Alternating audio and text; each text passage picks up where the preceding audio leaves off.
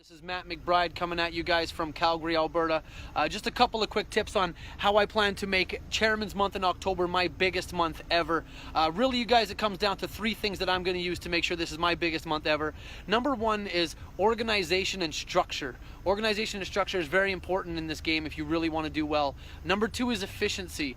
Now, efficiency only comes if your organization and your structure is done properly. And number three is being relentless. So just to give a quick 5 seconds on the first one, organization and structure is so important. Having a plan for every single week in this game is extremely important, you guys, for you to hit goals and to have accurate goals. So make sure you make your calendars, make sure you make your plans properly, make sure you get with your manager, use your LSR, use your own numbers, and set specific markers throughout the month to make sure you're on course to hit exactly what you want to hit. Now, number two, being efficient. Being efficient with your time in the field and your booking is very important, and it's very hard to do if you don't have organization and planning and structure.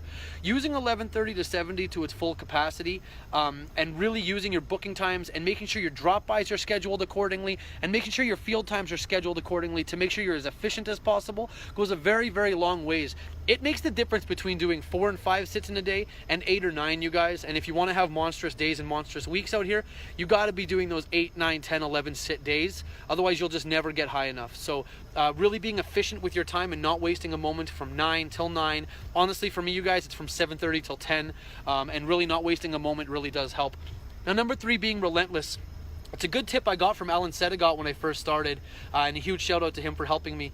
Being relentless is not giving up and making sure you try to reach those families. When you get no-showed or one-legged, making sure you go back at the end of the day to those appointments. That extra effort does go a long way, and families can see that when you're really trying to help them. So really making sure you are relentless and in the fact that you're trying as hard as you can to help the families that you're set out to help really does go a long ways. And just not stuttering and not stopping throughout your days. Use every moment, be efficient, make your month planned, and make this your biggest month ever, because I know I'm going to.